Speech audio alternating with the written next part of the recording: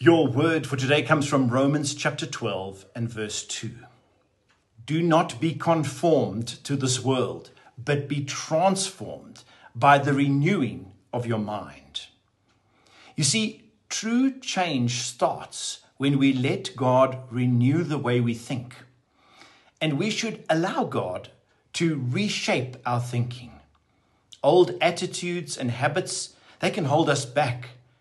But the Lord can shift our mindsets so that our words and actions reflect His heart. Let's pray.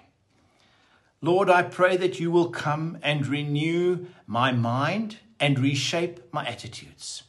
Help me to let go of patterns that do not honor you and to embrace your truth in every situation.